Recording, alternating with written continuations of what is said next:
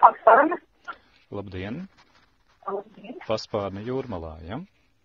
Jā. Sakiet, vai būtu iestādes direktori? Nē. Bet Vadītāji tad jums vajag. Vadītāji, jā, es vadītāju domāju. Jā, tad es tūlīt iedumšu, jā. Jā, lūdzu, klausos. Labdien, Maruta! Labdien. Jūs esat Paspārne iestādes Jūrmalā vadītāji, ja? Nu, jā. Vecākais vecais darbinieks, jā. Jā, nu tad man ir jautājums tāds. Jūs atceraties tādus bērniņus kā Robertu un Emīliju Markusus, kas bija pie jums 2020. gada decembrī?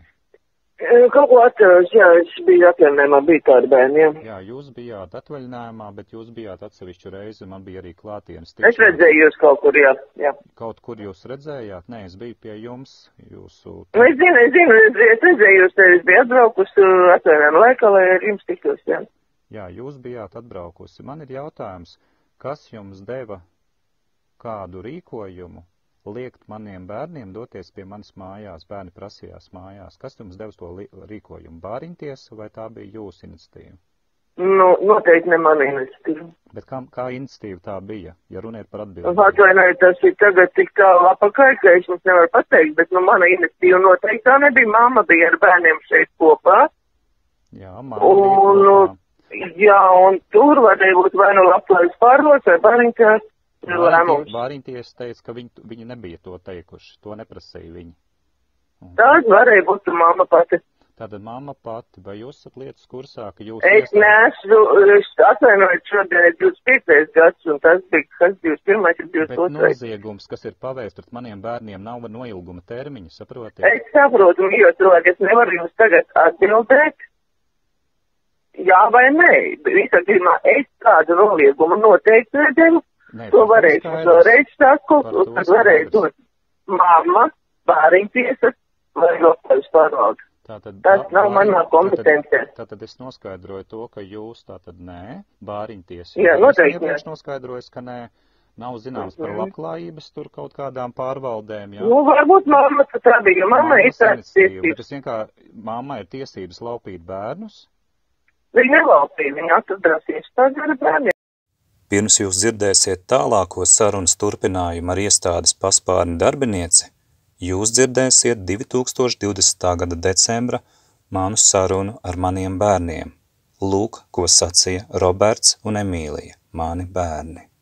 Tātad tu man pirms brītiņa sacīji kaut ko, tu tiešām gribi mājās? Jā, gribu gan. Tā ir tavas pašas izvēle, tu tiešām gribi pati, jā? Brālis arī grib mājās? Brālis arī grib mājās, bet mums neatļauj doties mājās, jo šeit ir kaut kāds liegums. Savukārt tētim ir dokumenti, kas parāda to, ka lieguma nav, ja, ka mēs drīkstam doties mājās, ka tieši tādas pašas tiesības gan tētim, gan mammai. Mamma saka, lai sauc policiju.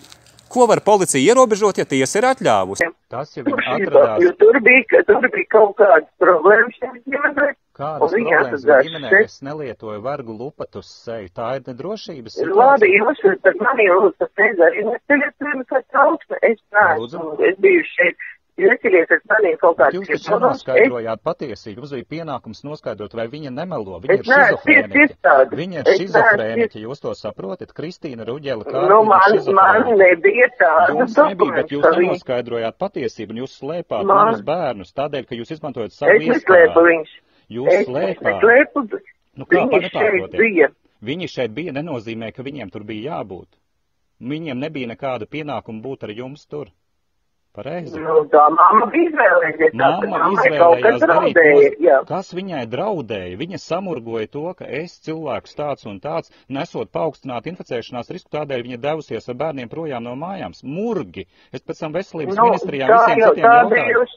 Tā bija jūsu ģimenes problēma. Tā nav ģimenes problēma, jūs saprotiet. Tā nav ģimenes problēma, tā ir politika. Viņai uz viņu izdarīja politisku spiedienu. Labi, mīļot cilvēki, jūs varētu runāt ar sievu. Ar kādu sievu viņa padauza?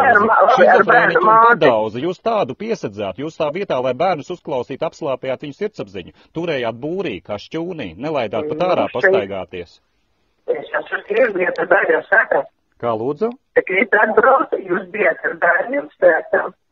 Es biju ar bērniem sētā, bet bērni prasījās mājās. Atšķirību jūtat?